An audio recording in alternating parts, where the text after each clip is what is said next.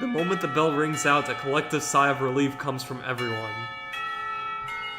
Much of the morning's been taken up by a droning lecture on stoichiometry, a topic entirely unbefitting of the insufferable heat permeating the classroom. What the fuck is stoichiometry? I'm curious. Knowing that attempting to teach anything more would be an exercise in futility, Mutawa gives up and begins clearing the teaching materials from his desk for the day. As meaningless banter starts filling the classroom, I notice Hanako getting up and coming to my desk. She's been a lot less withdrawn lately, something which gives me a small measure of satisfaction. Hello, Hisao. Hey, want to go pick up Lily then? It's close to the time when she'd need to get going if she's going to make the flight. About that. She said she might be held up a bit by her classmates. I suppose that makes sense. Her class usually gets off a little earlier than ours, so Lily would normally have just come to our classroom. Her class must be sending her off. Well, never mind. We can wait outside her classroom for once, right? She gives a small giggle before nodding, the two of us taking our things and leaving for 3-2's classroom. When we reach our destination, I stop in idle amusement at the scene inside. One of the shorter girls from the class has Lily wrapped in an enthusiastic hug, her head no higher than Lily's chin. Her other friends, of which there are several, are gathered around her as well. Lily simply smiles kindly and hugs her back. I guess Lily must be pretty popular. Compared to Shizune's harsh but fair dictatorship of 3-3, Lily seems more like a mother figure for 3-2, to say nothing of her height and looks. Kenji's pointedly cool demeanor as he packs up his things at his seat in the back corner of the classroom is expected. He's in no doubt far from a fan of the fuss being made about Lily's leaving. Looking beside me and seeing Hanako following my gaze, I decided to finally enter the room. Afternoon, Lily. It's just me and Hanako. Hanako withers noticeably when exposed to the din being made around Lily. Try as she might, I doubt she'll ever completely get over her social anxiety. Hello. Lily manages to work out our position reasonably well, her classmate detaching herself without a second word. A look of slight exasperation is written on Lily's face, though I can't say I blame her. Hello, Hisao, Hanako. Do we have much time before the flight leaves? I give a quick glance at my watch, taking the trip to the airport into account. There's a good 10, maybe 15 minutes left, while still allowing for contingencies. Contingencies, yes. Yeah, we still have a few minutes to kill. I wouldn't worry about missing it yet. Is this Hanako? Uh-oh, I think we've just inadvertently become entangled in Lily's social web. The girl is probably part of the legally blind faction of the class like Kenji. Given her almost widow pane-like spectacles, her short, roughly cut hair gives her a look that fits her excitable expression. Hello, She takes Hanako's hand and pulls it up and down enthusiastically. I really don't get how girls can be so social to someone they only know as the friend of a friend. While Hanako exchanges nervous greetings, I look around the room for my short and overdressed next-door neighbor. Try as I might, he seems to have slipped out of the classroom without anyone noticing. For a moment, I try to think of possible career paths that could reasonably benefit from his single skill before putting my mind to more pertinent matters. Lily seems pleased if somewhat guarded about the enthusiasm Hanako is suddenly excited from those around her. She might not see it, but Hanako is much less panicked about the affair than I'd anticipated. Shuffling my way through the gaggle of classmates, I eventually managed to reach her. Don't worry, Hanako's fine. Thank you, I thought she might be overwhelmed by them. Don't worry, we'll be gentle. Both of us grimace in unison. Hanako's nervous grin stays plastered on her face as another couple of girls moves in to meet her. It's kind of amazing that even just a month ago she'd never have been able to cope with a situation such as this. Even when I first met her, the two of us completely alone, she sprinted from the library. So got everything you need? It's all packed. I just have to go by my room to pick it up on the way, and Hanako and I need to change. I guess we better get going then, Hanako. Hanako's head flicks up towards us in a flash, her face rather unmistakably appreciating the chance to extricate herself from the small group gathered around her. Coming! How are they all interested in Hanako? I wonder. The long taxi ride to the airport is surprisingly pleasant, despite the three of us being rather squashed together to fit in the small back seat. On the other hand, maybe despite isn't the right word. Lily pays the fare to the driver as we file out, Hanako's eyes flittering left and right.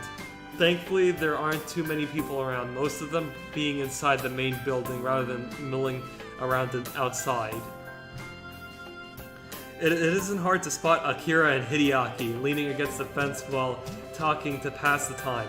A large black travel bag complete with wheels and travel handle leans against the fence alongside them. Hideaki's the first to notice us, pointing us out to Akira, who gives an over-enthusiastic wave. Hey! I grab Lily's travel bag from her as we go to meet the two, earning a nod of appreciation. I've got all my stuff here. You got yours? Plane ticket as well? Don't worry, I have everything. You? Yep, all ready to go. Not without some problems along the way, I might add. The snide remark has his head roughly dragged around by a very firmly clamped on hand. Haha.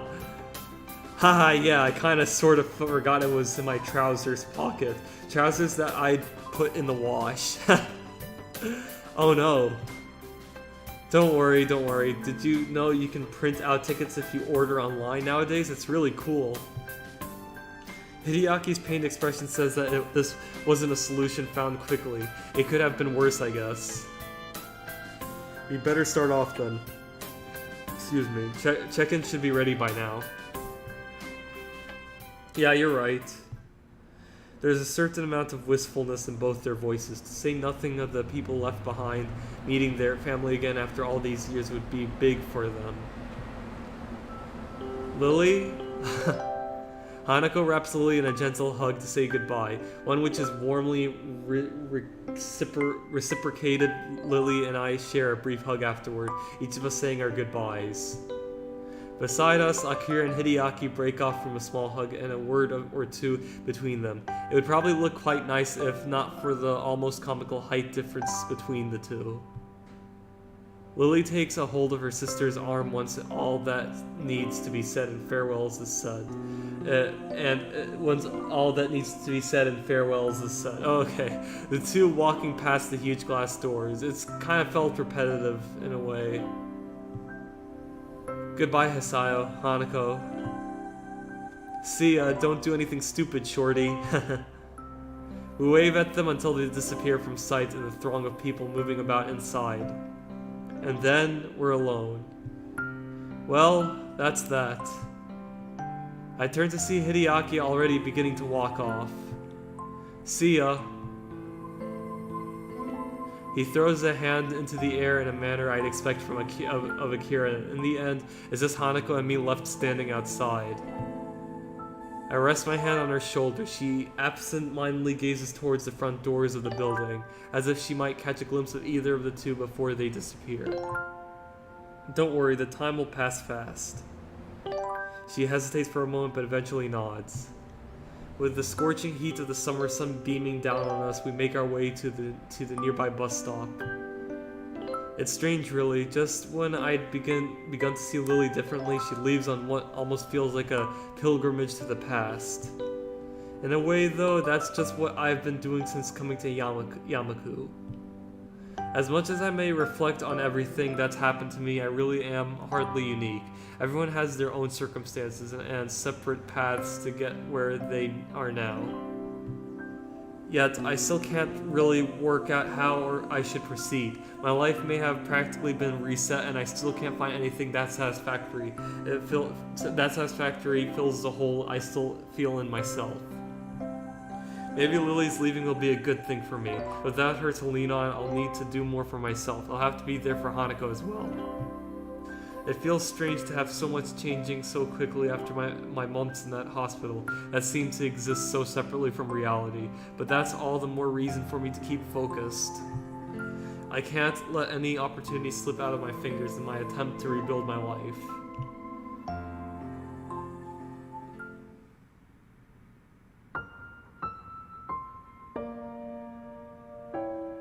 Oh, next chapter. Act 3, Present. So it's gonna be past, present, and then future, right? Alright then. That's very interesting. Okay. I rest my chin on my hand as I absent-mindedly look out the window. Yet another of Miss Matao's lectures droning on and on as if it were endless. The summer sky is almost alluring in its bright Curaline splendor. Only the odd passing cloud breaks up the deep blue expanse. This feeling of longing is probably the outdoor side of me yearning to escape. Nakai, could you answer this? That side of me lost to the past for now, though. Also, I realize I guess we're not doing the kiss thing just yet. I thought we were. I thought her going and stuff was gonna like be the final part, and then like in the end she comes back. But it appears that it's just gonna be a time where we don't see her for a while, and then she comes back, which is actually pretty interesting. Like at least so it's like more to tell in the story. So yeah, in that case, I think it would use the ane suffix, whatever that is. Correct, moving on. The suffix for... As my attention towards Butao slips once again, I spot Misha giving me an enthusiastic thumbs up and nod at her to settle her down. Yeah, it's Misha. That's the name. Gotta keep on remembering it, not confusing it with Shima. Like I said, apologies if I called her Shima instead of Misha. Just want to put that out there one more time, so... It's been a handful of days since Lily left for Scotland, days which have passed relatively peacefully. Life largely continued as usual, in contrast to what I had expected. While thoughts of her have danced around on the edge of my mind since she left, present events managed to subdue them, at least for the time being. So I find myself idly chatting with Hanako as usual when lunchtime finally rolls by. Are the later ones in the series good as well?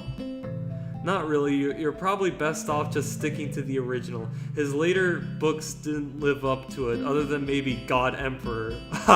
When I see the name God Emperor, I think of President Trump, like what 4chan people call him. They call him the God Emperor. Thanks. I wasn't really sure if... I know it's title, not name, but you know. As Hanako steps to the side, I see Shizune stride up in her typically business-like manner, flanked by her ever-present bright-haired shadow. Try as I might, I can't read any hint of their intent from their faces. Shizune's poker face and Misha's seemingly boundless cheerfulness are a devilish combination. Morning, Shizune, Misha. Hi. I accentuate the greetings with a nod to Shizune in order to get to the point across. She promptly and curtly returns the gesture to both of us. It's been a long while since I've really talked to either of them. For a while, I thought they might be avoiding me, but I eventually came to the conclusion that Shizune really isn't the type to do so. Morning, Shi-chan says that Mutao wants to see you sometime. Because of this statement, my face contorts as if I'd just eaten spoiled food, giving Misha no end of amusement. Wahahaha, anyone think you were in trouble, Hichan? You may not be aware of it, but you have the least to worry about out of anyone in the class. What an unexpected vote of confidence. Even Hanako nods hesitantly to affirm the point. Thanks, I'll keep that in mind. There was something I wanted to ask you, though. And what might that be, Hichan? I have a feeling this won't go over well, but here goes. Is there any reason why you and Lily don't get along? It seems like even a little civility would help you both in your duties. Shizune's cold stare after Misha happily signs the word stops me in my tracks. In hindsight, I really could have worded that better. Oh, god damn it. Or worded that better? Why not she words that better, I guess? I don't know. I mean, yeah, I guess putting stuff exactly as I said, I'm not sure, you know? He saw that? It was so cute. Out of the corner of my eye, I'm sure I see Hanako move back just a little. Thankfully, Shizune notices this and lets her temper dissipate as she forcibly runs her hand through her hair to let off steam. Perfectly on cue, Misha begins interpreting the second Shizune's arm begins to move. I would say that such matters aren't relevant to you, but since you seem to have befriended Lily... She pauses to adjust her glasses, evidently attempting to articulate her point in the best possible manner. While I assume the same of her, I cannot call my own views on the matter unbiased. Suffice to say we were closer before than we are now.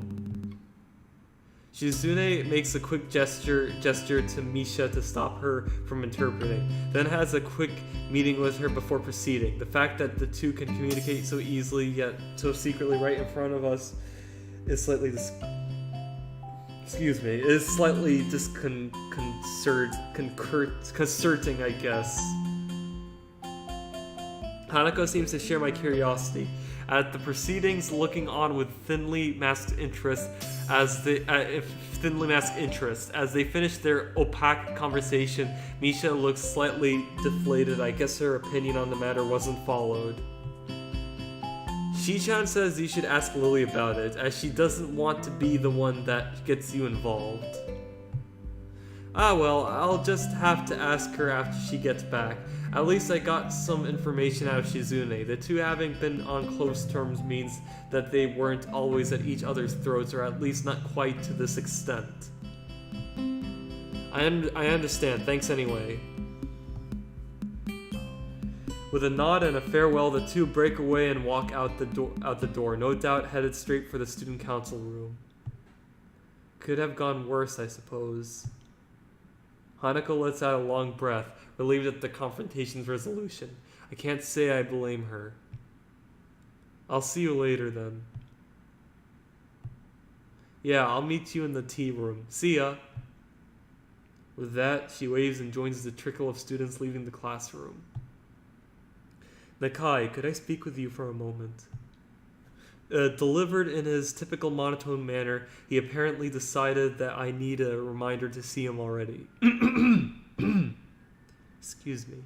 Eventually, I finish packing up my things. By the time I reach his desk, the classroom is close to empty. Yes, sir. He looks up, taking measure of my face before giving an awkward, rather obviously acted chuckle.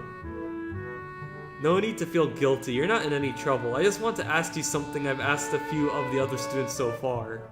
That's something, at least for a moment, I thought my maxim of keeping my head down and pen up had failed me. So what did you want to talk about? To start with, what do you think of your progress in this class so far? Good? Bad? I detest that kind of question. For a fair amount of time I try to think of a response that is neither pathetically humble nor cocky. I'd say I'm doing okay. The work doesn't seem too hard and I'm doing better on the test than I thought I would. That's a good answer, a correct one too. I give a mental sigh of relief at his satisfaction. To say that I don't gain a little pride from his comment would be a blatant lie. In the maelstrom of thoughts clouding my mind after learning that I'd be transferring to Yamaku, my school grades seemed utterly unimportant.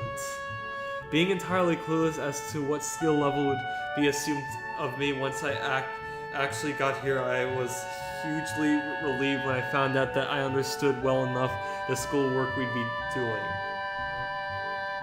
I know your circumstances might have thrown a wrench in the works, but have you given any thought to your future? My future? What you'd like to do as a profession? Do you have any thoughts of where you'd like to be in 10 or 20 years' time? I wouldn't be surprised if you covered this ground in your previous school, but I don't have any record of it if you have. I suppose the last year of high school is this time when students would need to be thinking about such things. To be honest, I really haven't lent it much thought compared to my immediate situation. Catching on to my thinking, Mutao speaks up. It's okay if you haven't decided on anything specific yet. I wouldn't be surprised if a lot of your classmates were still undecided after all. Maybe pursue one of your talents? He's rather obviously trying to squeeze an answer out of me, and something about his previous wording makes me suspicious. He didn't seem to be intent on asking everybody like this, so he must have some kind of selection criteria. At a guess, or our grades in his class. Well, something in science might be the path of least resistance. His face brightens, no doubt pleased at the thought of a prize student following his subject as a career path. Good, having a general idea is a first step. I would advise you to think on it though. I will, things are kind of settling down, which will help. Good to hear. Oh, and I've noticed that Ikezawa's attendance and grades have improved since you came to be friends. I'd like to thank you for that. I'm surprised you noticed we knew each other. He gives a chuckle and as awkward as a smile. This guy really has no idea how to properly act around others. Every facial movement seems like an act of careful but misdirected choreography. You could say that having a general idea of who knows whom is part of a teacher's job. Catching himself before he goes off on a tangent, he loudly coughs into his hands. I'm sure you have things to do though, so I'll stop there. Please do think about where you're headed from here, as you don't have long to go before you finish high school. I will, thanks. The brief talk ended at I take my leave. He goes back to fussing with the teaching materials on his desk. This is one of the times I'm envious of Lily, almost maddeningly so, to have one's future so clear and so assured, yet working towards it from such a young age. It's an idea so utterly irreconcilable with my own thoughts, mired in the present day, just as they've always been.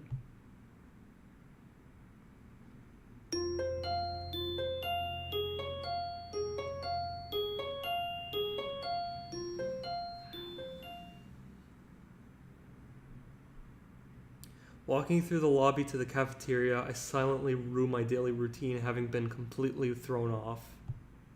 It had seemed like a normal day. I arrived in class before most due to waking early and having become quite adept at chucking down my pills without choking as I get ready for the day. Oh my god. But as students trickled in, one never materialized. Hanako.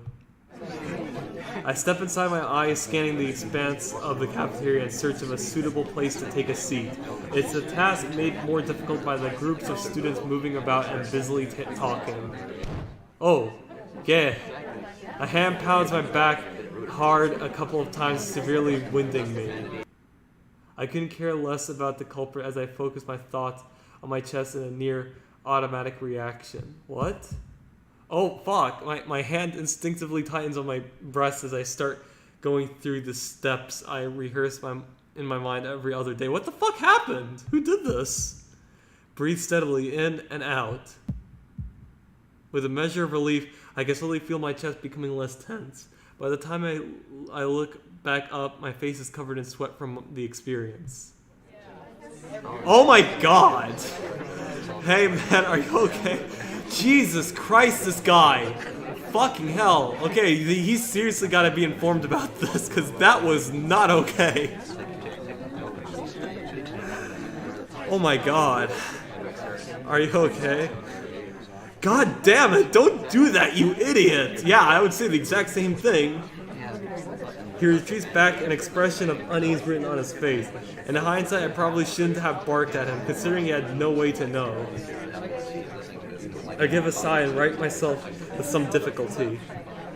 Sorry, I just have some chest problems. Sharp knocks aren't good. It seems strange to see him so upset. The fact that I can't do anything about it irritates me. I kind of had a feeling that was Kenji, but I was not expecting him to do something like that.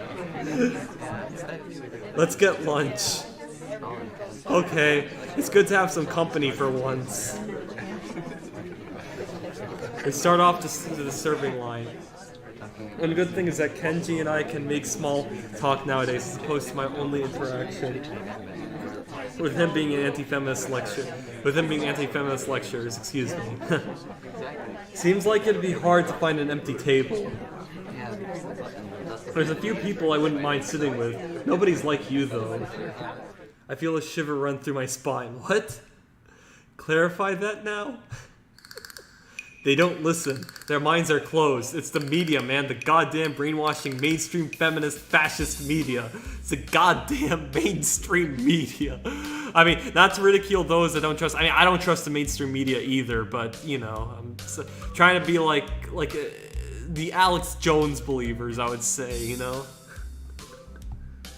He takes a breath and I savor the second of silence. Damn, they control everything. Everything but you and me. I mean, next thing you know, he'd be saying the media controlled by the Jews. I relax a little while we grab our food and drink. So, what have you got for me? Huh? Come on, you've been hanging around Satao and that other chick for ages now. Rumors are all over my class and probably some of the others too. Eavesdropping isn't a good habit.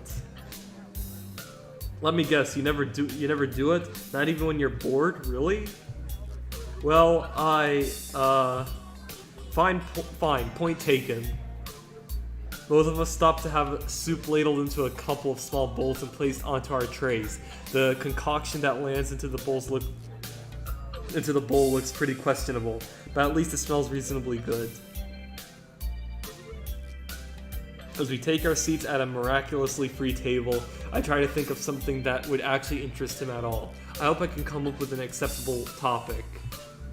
I found an answer to that question you asked a couple of weeks back, where Lily's non-Japanese half comes from, that is. Good man, it's Russia, right? Totally Russia.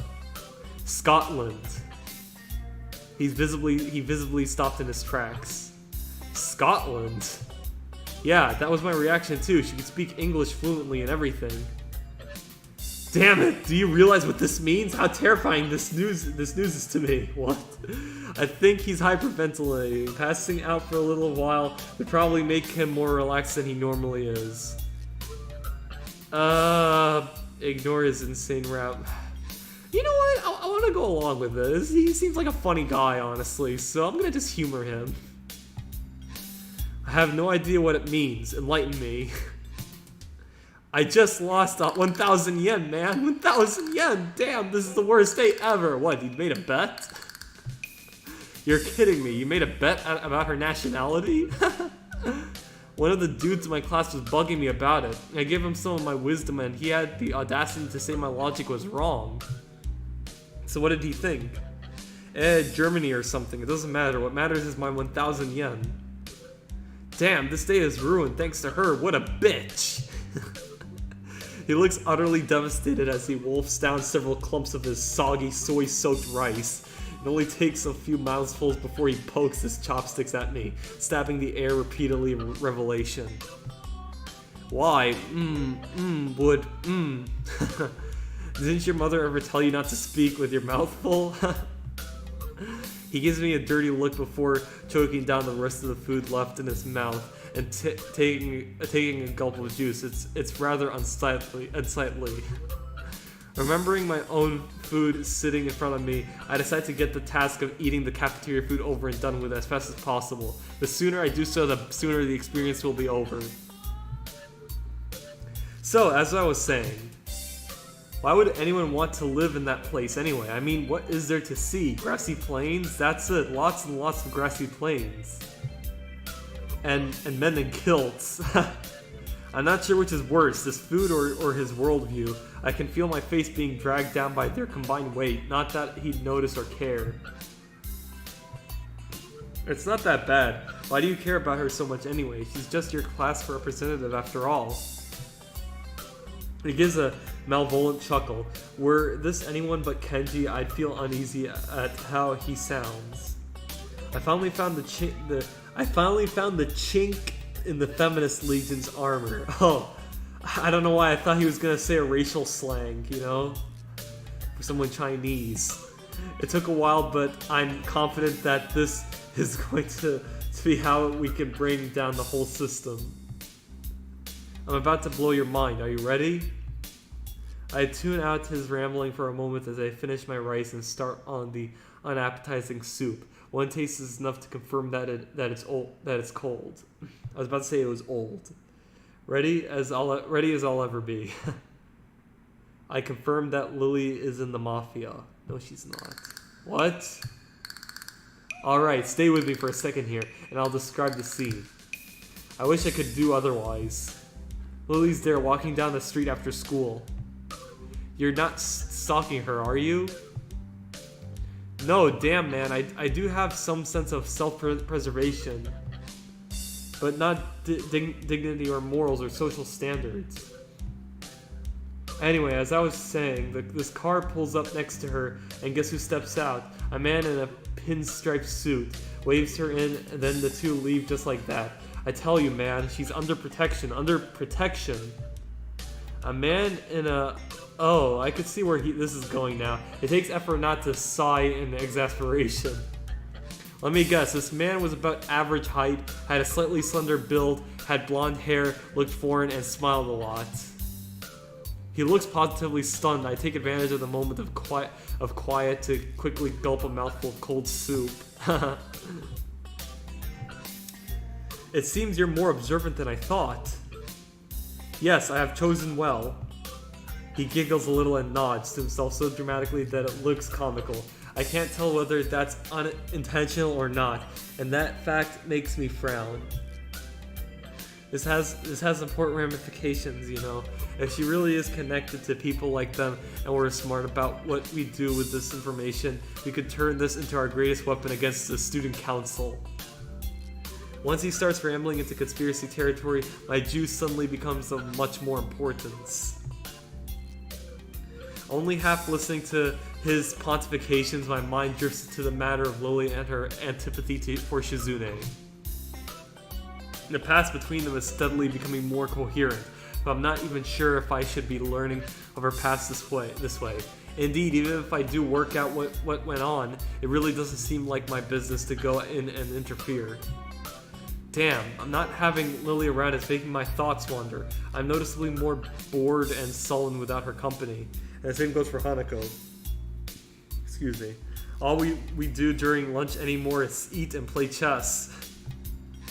Come to think of it, I need to go check on Hanako after school too, considering her much improved attendance. I'm guessing she's come down with something. Oh, Nakai. I stop as I'm about to leave the classroom, turning on the ball of my heel to meet Matao. He's holding out to me a couple of the worksheets we'd worked on during the day with his long, lanky arm.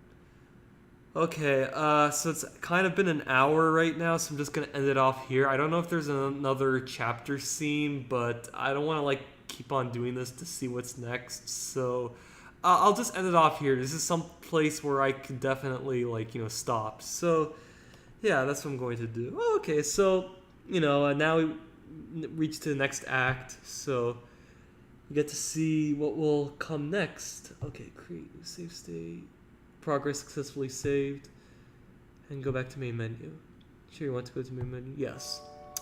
So yeah, anyway, thanks for watching, like and subscribe, and I will see you all next time.